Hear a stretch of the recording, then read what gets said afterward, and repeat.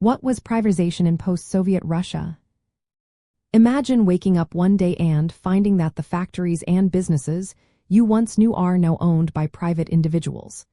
That was the reality in Russia after the Soviet Union dissolved.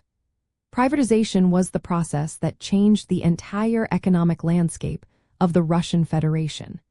It marked a shift from a system where the government controlled almost everything to one where private ownership became the norm. This transition was quick and often chaotic, happening mostly in the early 1990s. The goal was to create a market economy, but the way it was done left a lasting impact. In the Soviet Union, most of the means of production, factories, farms, and businesses were owned by the state.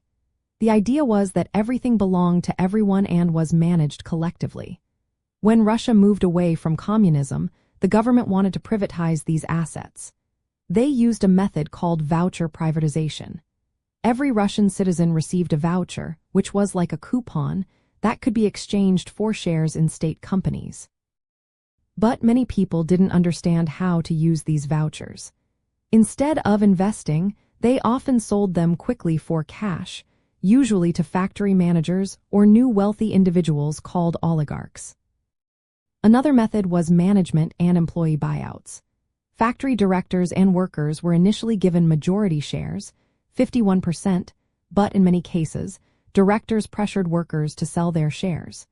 This led to a small group of people owning most of the businesses. The privatization process created a new class of wealthy individuals who bought cheap state assets and became very rich.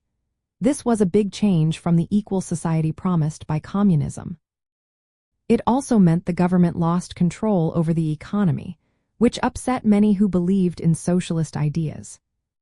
The transition was not smooth. Russia faced economic instability, inflation, and hardship for many citizens.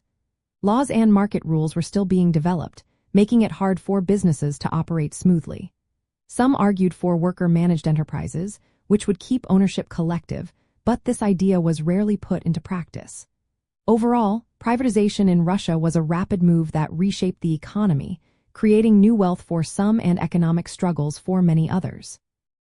It was a key moment in the country's post-Soviet history, leaving a legacy that still influences the Russian Federation today.